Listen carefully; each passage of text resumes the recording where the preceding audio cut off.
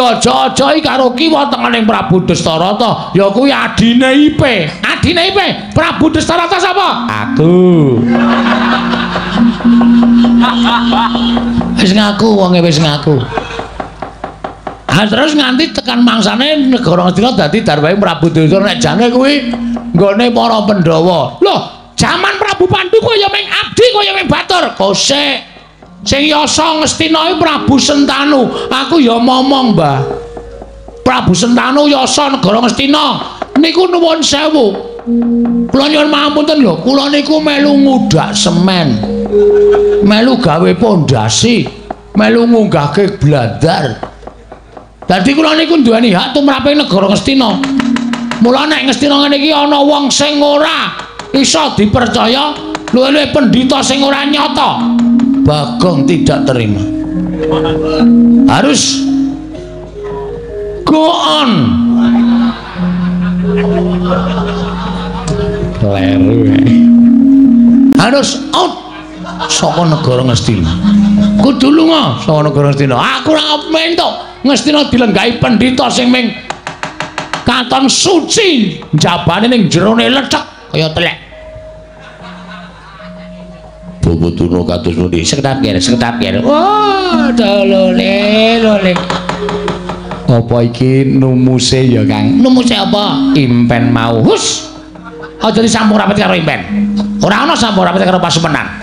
Upama ana sambung rapet karo impen apa ya Bagong iki bakal keduga dadi Senopatine Bakalan Durna. Oh, ora bakal iso. Bagong ora bakal iso dadi Senopatine Bakalan Durna mergo Durna kuwi ora bakal iso dipateni dening ponakan Bagong. Sing kandha sapa? Listrik kowe tak pateni kowe modar kabeh kok. Apa meneh menungsa? Pun sampean mang ngomong.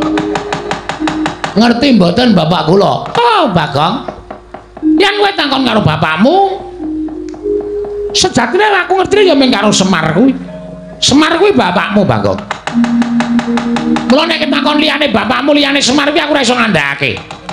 Sing gedhe pangapuramu. Nah, wis sakniki cetha nek ora iso ngandhakake, ateges sampean kudu lunga saka negara Ngastina. Sampean kudu kesah saka negara Ngastina. Lho, aku dadi kowe nundung karo Bakalan Durna. Ora iso pokoke gelem ra gelem sampean kudu lunga. Ora gelem lunga saka negara Ngastina aja kelakon dosa. Ngendi kepethuk Durna tendhangi. Hus. Lole panusmaning jajaran surtaning bawana iblis lanat. Lah kok dadi kowe kaya ngono, Bagong? Dinengke karwane karo Bakalan Durna. Aku ki ala-ala ki priyagung. Aku ki piyai luhur. Aku ki pujangganing negara Ngastina. Kok mung diwaneni karo kere gedhi bal 17 kaya kowe iki. Kowe iki dinengke malah nyelangkak sadhuwuring tenggak. 1 jam sebelumnya. Minggat karepmu, ora ya sakarepmu. Legane atiku. Mula aku nek krungu swara terus bregenggeng ngadeg dhewe aku langsung. Ha piye? Aduh nek kaya ngono padake. Waduh, kowe kaya ngadeg. Ha wis tak obati ket mae. 1 jam sebelumnya. Mula aku nek krungu swara terus bregenggeng ngadeg dhewe aku langsung. Ha piye? Aduh nek kaya ngono padake. Kowe aja waton ngawu gawar-ngawur, Dur. Kowe ngunekke aku wong gedhi bal 17 wong elek nyolok mripat. Kebangetan nggon nyuwara kowe. Kowe ora iso nuduhke bapakku sapa? Kowe sing ngunekke karo Bagong, kowe nang ibarate kaya ngutik-utik macan turu mbebeda. Raja singa. Singa barong. Penyakit to. Pancen penyakit ya. Lho kowe wani marang krek nang ngarepe Bakalan Durna. Sing tak wedeni apamu, ha? Sing tak wedeni apamu? Nek meng kowe nesu nek aku ora wedi, aja kok kowe. Prabu Duryudana kok nesu. Bagong ora wedi. Sengkune iki apa? Kok nesu sisan? Prabu Karmen. Karna iki kon nesu. Aku ora wedi. Karta Marma Sato sak kancane Karta Dendha, Karta Piya, Karta Adang. Kabeh kon nesu ora wedi. Bagong nek nesu ora iso adil sawa-sawa. Dadi aku wis niat tenan bengi iki. Nek pancen sapa sing tak takoni, bapakku ora do ngaku, ora ngomongake Nalendra Brahmana. ora ngomongke satriya, senopati, lurah. Aji arep. Padake apa? Mangkel tenan aku. Ngaku ora bapakku sapa? Aku ora ngerti. Wis tenan ora ngerti. Ora ngerti. Tanteni sak rampunging pasewakan, tak adhang kowe ning jaba. Bar bali liwat ndi? Aku cecek nang ngarep Gepura negara Ngastina. Durna ketok Jatasi. Mboten sah lole-lole ditanggung kok ya. Wong sampean iku Bagong teko ya wis ngeras suarane ora penak. Nek kira-kira sampean ora ngerti rak ya ora ngerti tenan, nek ngerti ya mang duduke. Kula mboten ngerti Dik Patine, mboten ngerti nggih pun. Omong opanane karo Bagong. Oh, Bagong, aku ora ngerti tenan ya, Gong, aku ora ngerti tenan. Kowe aja maksa karo aku ya, Bagong. Nek liyane kowe sing nesu mbok kena aku wani nek kowe nesu, aku ora matamu wae aku wis gila, Bagong. Mata kok gedene kaya ngono kuwi. Kuwi mata apa-apa? Ndok ke abang kaya ngono kuwi kowe nek nesu mendelik kaya ngono kok matamu kaya ndok ceplokan. Muni piye kowe? Muni mripat ku ndok ceplokan. Ora muni tak tambahi brambang tak ajar.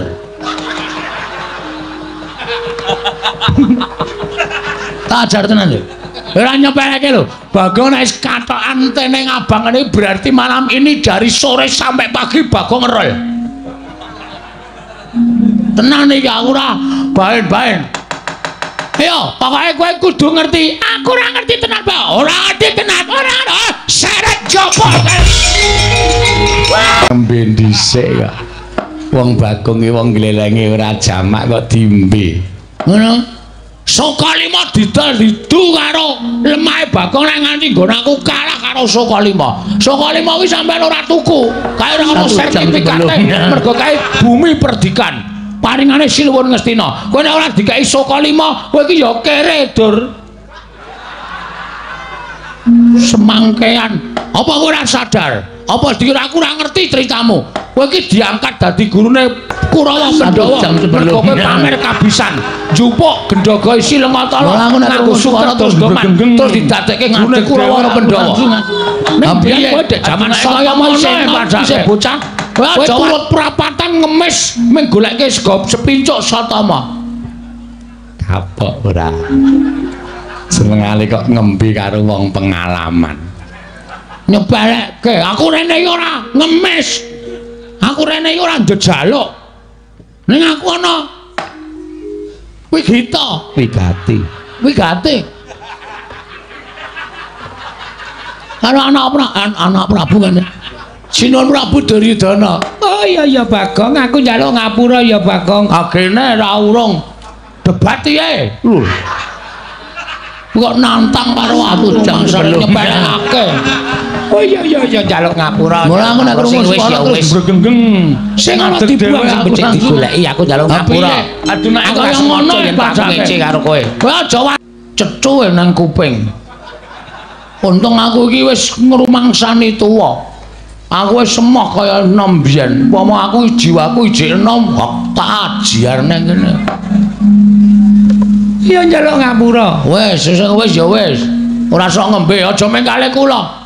Karo sapa wae iki aja rumangsa sampean duwe derajat, duwe pangkat, aja sampean duwe derajat sing dhuwur, duwe pangkat sing dhuwur, anggere karo wong tok ndak sirahe.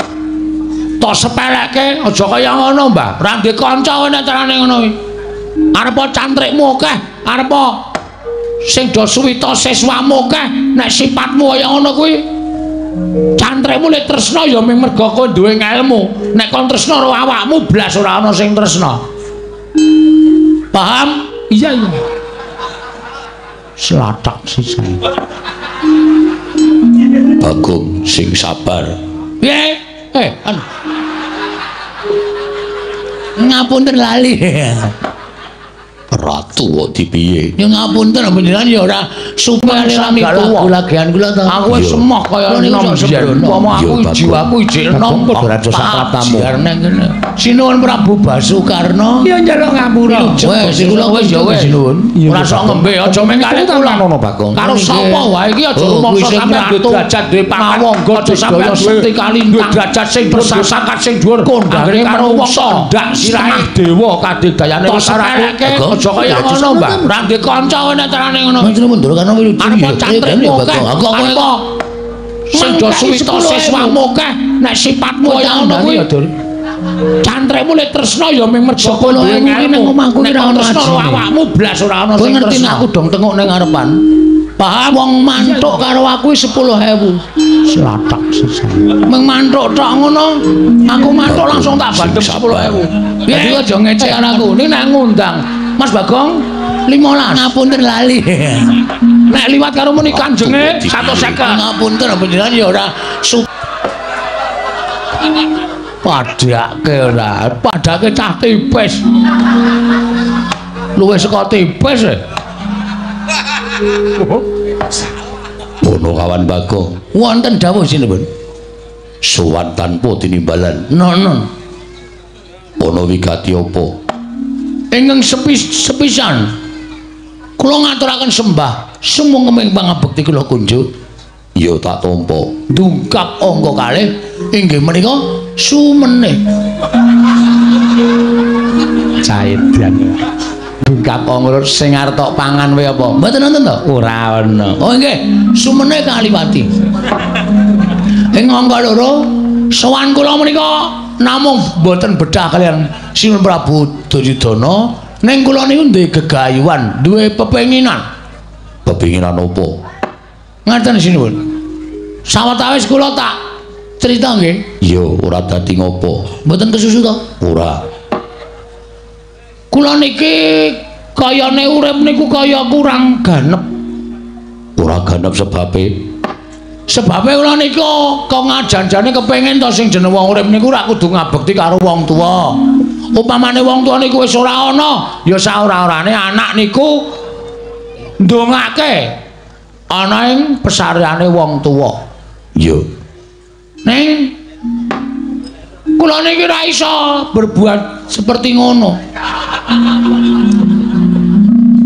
kula ora iso kaya ngoten niku mergo kula niku mboten dong bapak kula niku asline sapa terus kula niku nuwun sewu nek bapak kula niku isih niku daleme teng pundi nek pun mboten wonten sareane teng pundi kula ajeng ndongake bapak kenapa kowe goleki bapakmu teko mapan negara Ngastina niki wonten sing aja-aja iku lho sing aja-aja iku sapa pria bertopeng hitam tegese piye tegese urung iso tak aturke inisiale sapa masih dalam rahasia didhawuhi supaya ngopo didhawuhi supaya kula niku nyuwun priksa karo pendhita kondang monyor-monyor kalau kengrat pendhita sing pancen wis anjayang bawana inggih menika Begawan Durna mila kula nyuwun pamunten nggih sinuwun sowan kula menika mboten kan betah kalian panjenengan kula betah nyuwun ngambil Durna sekedhap kemawon bakal mbok apa Durna ajeng kula takoni bapak kula niku sapa nek Durna ora iso wangsulan Durna kula kan minggat saka negara Ngastina cocok aku ketoke wis nek ora ngono ndak tuman wae pendhita kok omongane kok marayati panas dipun paringaken kemawon nggih nggih ngaten Bawuduna kedah sapejagung dan pun Bagong menika langkung merayogi Bawuduna Bawuduna kula wonten dawuh nggih Bagong sowan betah kalian panjenengan lho betah kalian kula inggih wigatosipun monggo dipun rembak piyambak kula caosi kamardikan Bapak Bawuduna Durnaina panalingane lumajaring ratri dinenggak jangganira kapisanan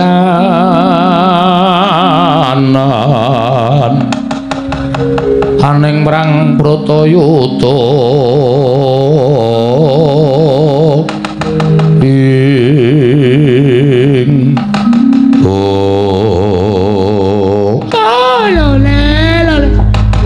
entos walu gempor manyar-manyar joneng dungkul wana dadi asas dadi wana Bagong nun ngendikane anak Prabu Duryudana kowe butuh karo aku nggih butuhmu karo aku ngapa kula ajeng nyuwun prisa Mbah kula niku janjane dianak-anake saka sapa lan kula niku bapak kula niku sapa lho kowe iki goblok apa piye kowe wis puluhan taun nganti mangabad-abad melu karo Semar Badranaya cetha wong semene akeh padha ngerti yen kuwi anake Semar kok tak takon bapakmu kuwi sapa Kosike nek mung perkara kula anake Semar wae pancen ya do ngerti kabeh ning jebul setelah kula cek teng kelurahan niku ternyata kula niku mung anak pepekan kula niku mung anak angkat kula niki jebul di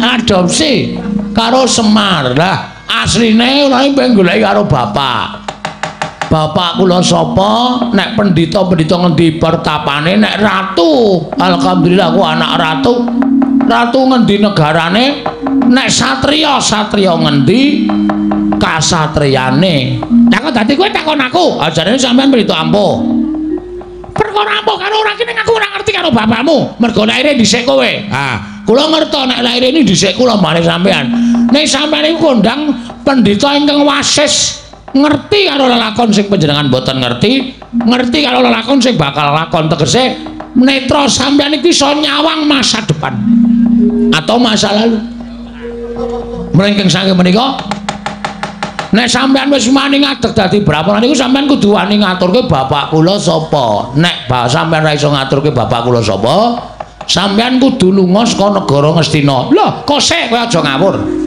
aku tadi kowe ngusir karo Begawan Durna saka pertapan Sukalima saka negara Ngastina iki karepmu piye derajatmu mung batur derajatmu mung ponokawan kok ngusir karo Begawan Durna dasarmu apa lho nek kula omongi dasare sampean mesti mengke kalah nggih napa mboten ayo kakek kandha dasarmu apa Ngastina iki ndak iso apa lho kagungane anak Prabu Duryudana ora penemu sampean mergo sampean dibayar karo anak Prabu terus iki dibayar karo Sunan Prabu Ngastina tumuli sampean ngakoni nek sing duwe Ngastina niku Prabu Duryudana nek janjane ora Mbah Ngastina niku nggone Pandhawa merga sing dadi ratu sadurunge Pandhawa utawa anak Sinuwun Prabu Duryudana menika inggih menika Prabu Pandhu Pramuka ngawur Prabu Pandhu Dewayana niku Nalendra Ngastina apa ta sebabe kok Sinuwun Prabu Pandhu kok ora maringake negara marang para Pandhawa sap sebab disingkat dadi sap Prabu Pandhu Dewayana dibayar karo anak Prabu Dewa dibayar karo Prabu Ngastina nalika tumuli sampeyan ngakoni nek Pandhu niku nyuwun Prabu Duryudana janjane Sang Hyang Jagadgirinata inggih menika Ngastina niku nggone Pandhawa dinggo titiyane Dewi sadurunge Pandhawa utawa anak Sinuwun Prabu Duryudana menika Madri inggih menika Prabu nganti Prabu Pandhu Pramuka menawi sing pulun Sang Hyang Jagadgirinata menika maringaken ngampil Lembu Andini Prabu Pandhu benjang pecah Prabu Pandhu sagah manjing niku Nalendra Ngastina ngoten niku apa ta semangka Prabu Pandhu Sinuwun Prabu Pandhu sumpahe negara marang para Pandhawa sap do nalika Prabu Pandhu bebedak wonten ing alas ana kidang loro lanang wadon dadi sap arep do sap piye ora usah tak genake sampean wis ngerti dhewe jaman sampean karo jaran hus melancang ucapmu ayo wis ngono kuwi lagi do ambus-ambusan dening Prabu Pandhu dipanah terus Badar Resi Kimindama nyupata karo Prabu Pandhu ana wong arep sakaron sih ana wong arep saresmi kok tok ganggu mula kowe iso nek nganti wani campur karo bojomu ing kono bakal tibaning pesti kowe tekaning pati sedhe Prabu Pandhu. Piye ndek bojo loro? Lah iso dikabak-kabake. Nah, Prabu Pandhu tumuli dibanjut dening dewa. Sampune dibanjut merga Pandhawa isih cilik-cilik, Prabu Pandhu tumuli nitipken negara kalian rakanipun nggih menika Prabu Destarata. Kakang Adipati, kula titip negari benjang menawi Pandhawa sampun dewasa kula aturi maringaken dhateng Pandhawa. Ning wangune Prabu Destarata ngemut gula krasa legi luwe-luwe. Diojo-ojohi karo kiwa tengening Prabu Destarata, ya kuwi adine Ipe. Adine Ipe, Prabu Destarata sapa? Aku. Wis ngaku wonge wis ngaku. Terus nganti tekan mangsane negara Ngastina dadi darbahe Prabu Destarata nek jane kuwi nggone para Pandhawa. Loh, jaman Prabu Pandhu kaya ming abdi kaya ming batur. Kosek sing yasa Ngastina iki Prabu Sentanu. Aku ya momong, Mbah. Prabu Sentanu yasa negara Ngastina. Niku nuwun sewu. Kula nyuwun pangapunten lho, kula niku melu ngudak semen. Melu gawe pondasi, melu ngunggahke blandar. Dadi kula niku duweni hak tumraping negara Ngastina. Mula nek Ngastina ngene iki ana wong sing ora iso dipercaya, luwih-luwih pendhita sing ora nyata, Bagong tidak terima. Harus go on. Kleru. Harus out saka negara Ngastina. Kudu lunga saka negara Ngastina. Aku ora mentok Ngastina dilenggahi pendhita sing ming katon suci, jabane ning jerone lecek kaya telek. Bobotuna kados pundi? Seketapir. Oh, lole. Apa iki numuse ya, Kang? Numuse apa? Impen mau. Hus. Aja disambung rapet karo impen. Ora ana sambung rapet karo Pasumenan. Upama ana sambung rapet karo impen apa ya Bagong iki bakal keduga dadi Sonopatine bakalan dono. Oh, ora bakal iso. Bagong ora bakal iso dadi Sonopatine bakalan dono mergo dono kuwi ora bakal iso dipateni dening ponakan Bagong. Sing kandha sapa? Alestre kowe tak pateni kowe modar kabeh kok. Apa meneh menungsa? Pun sampean mang ngomong. Ngerti mboten bapak kula? Oh, Bagong. Yen kowe takon karo bapakmu, sejatine aku ngerti ya mung karo Semar kuwi. Semar kuwi bapakmu, Bagong. Mula nek takon liyane bapakmu liyane Semar kuwi aku ora iso ngandhakake. Sing gedhe pangapuramu. Nah, wis sakniki cetha nek ora iso ngandhakake, ateges sampean kudu lunga saka negara Ngastina. Sampean kudu kesah saka negara Ngastina. Lho, aku dadi kowe nunduk karo Begawan Dana. Ora iso pokoke. Gelem ra gelem sampean kudu lunga. Ora gelem lunga saka negara Ngastina aja kelakon dosa. Ngendi kepethuk Dana tendrangi. Hus. Lole panus maning jajaran surtaning bawana iblis lanat. Lah dadi kowe kaya ngono, Bagong. Dinengke karo wani karo Begawan Dana. Aku ki ala-ala ki priyagung. Aku ki piyai luhur. Aku ki pujangganing negara Ngastina. Kok mung diwaneni karo kere gedhi bal 17 kaya kowe iki. Kowe iki dinengke malah nyelangak sak dhuwuring tenggak. Aku ora ngerti karo bapakmu, kowe arep minggat karepmu, ora ya sakarepmu, legane atiku.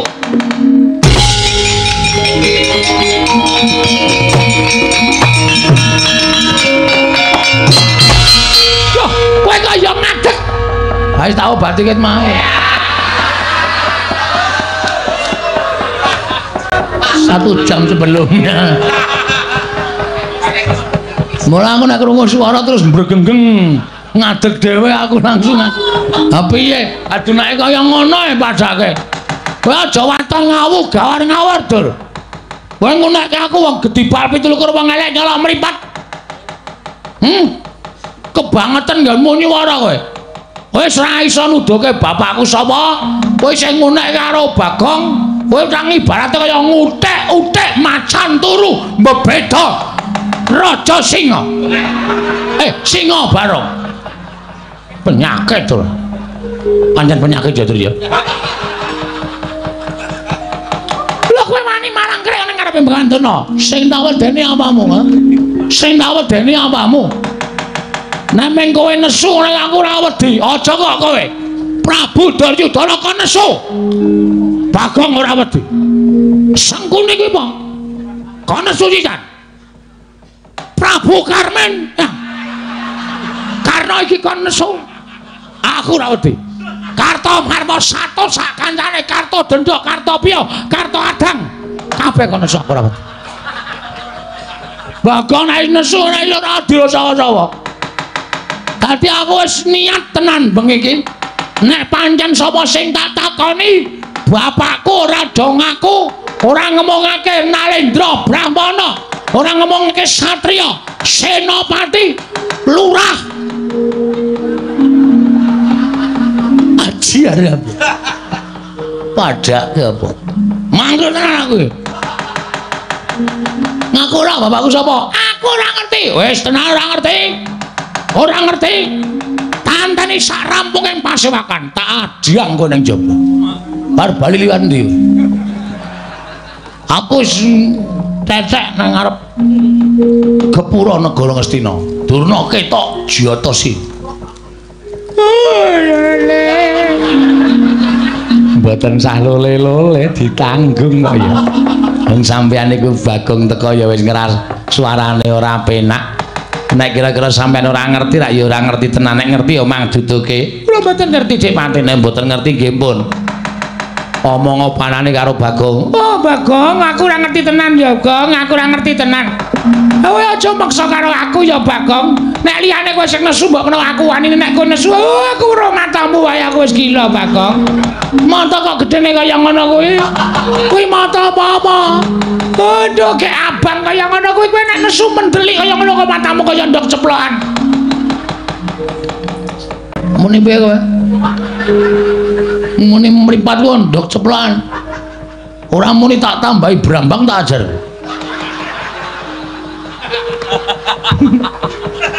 Tak ajar tenan lho. Ora nyepeleke lho. Bagong nek katokan tene abang ini berarti malam ini dari sore sampai pagi Bagong ngerol. Tenan iki aku ora baen-baen. Ayo, pokoke kowe kudu ngerti. Aku ora ngerti tenan, Pak. Ora ngerti tenan. Ora seret jopo kan. Wah,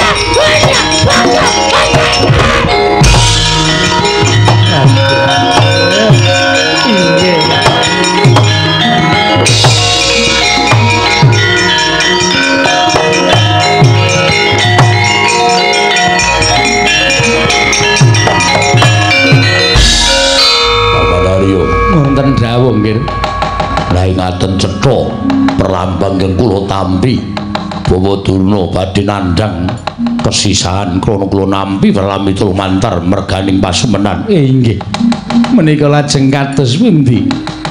Kula semanggaken dhateng Paduka Anak Prabu Ngastina mangkebyake para Sata Kurawa.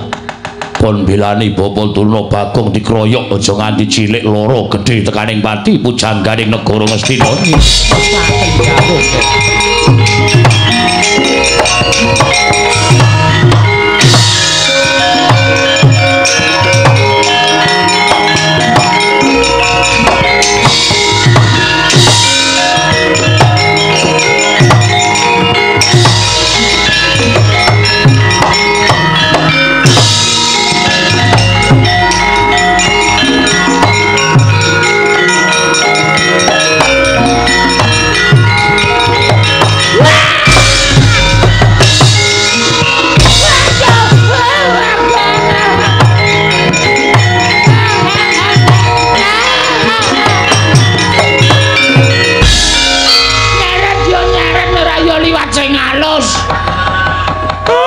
Undang-undangan barang aku diseret nganti sirahku suarane tok. Apa ora kowe nyepeleke aku nek wis nesu ora baen-baen. Oh kowe engko tak kandhake bapakmu yen kowe gawe geger negara Ngastina. Omong Semar tak pasung ning pawon. Ora bakal wani Semar ngelekke karo aku. Gareng wis tak ancam, Petro wis tak ancam. Truk, Reng, ya bengi iki arep dadi lakon. Nek kowe arep ngisuh ngandhane awak, kampak sirahmu. Do pucet sirahe. Mula bengi iki aku gleleng tenan. Oh, kowe engko bakal dikeroyok dening Sata Kurawa. Piye? Keroyok dening para Sata Kurawa. Lho, Bagong rene iki ora mung ijane. Kowe nggawa kanca? Nggawa. Wong pira? Wong 5. Papat to 5, papat. Papat 5 karo aku wis pas. Anu perang par gonggong.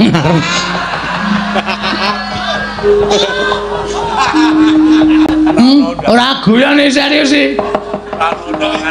Ajar tenan kowe. Kowe engko bakal dikeroyok dening para Sata Kurawa. Ngene, Mbah, kowe iki men kepenak kok.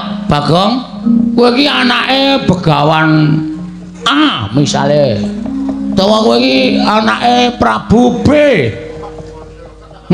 Apa kowe iki anake Raden C. Ngono kuwi mengkari omong, mengkari kepenak. Mengkon ngene kok rekoso. Hah? Aku ora ngerti tenan, Bagong. Aku ora ngerti tenan. Aku ora ngerti tenan, Bagong. Aku aja tak duduk. Aku memang arep ngelapi keringet. Ora arep ngampleng karo kowe ora.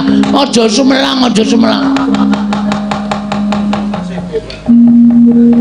Aja wedi, aja sumelang. Iki mengko Kurawa bakal teko mrene ngroyok karo kowe. Nek kowe ora gelem ngecolke karo aku. Halo sayang. Karo kowe. Ora karo kowe. Jijik aku. Untune ae ireng-ireng ngono.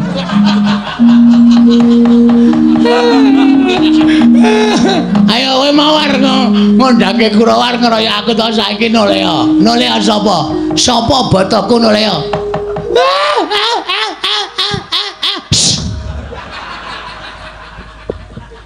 Pendhita kok nangis kaya Yamaha 75.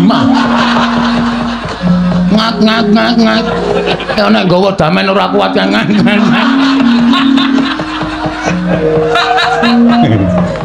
Piye, Gong? Mboten ngerti wonge. Lho, ora ngerti. Mboten ngerti jare pendhita pengpengan. Mboten ngerti kula kok dadi ora dong niku. Terus kula ngancam nek pancen ora ngerti jauh diajar ya kula seret saking Daturaya. Bagus. Mergo sing dadi harapane menungso, kowe takon karo sapa padane menungso, Begawan Durna kuwi saora-orane iki gurune bapak. Bapak kowe satriya pengpengan kowe Suwitara Durna, nek Durna ora weruh, gunane apa nggo sandangan cara pendhita? Gunane apa nganggo sandangan cara Brahmana? Teteli sandangane. Teteli, turake katoke cawet. Bulake pentil jepreti. Aduh. Kurang lakone wis mulus aduh. Aduh, Bagong, aja ngono ya Bagong. Aja kaya ngono ya Bagong, aku wegah tenan Bagong. Kowe kudu bloko ora boko iki. Alga Joko wis nang mburi lho. Hati-hati lho. Mas aja diterai. Mas aja diterai. Kok kaya ana campur sari to, Den? Tapi ndelok sik ning Durna Cekeli. Yo ndelok sik Durna Cekeli.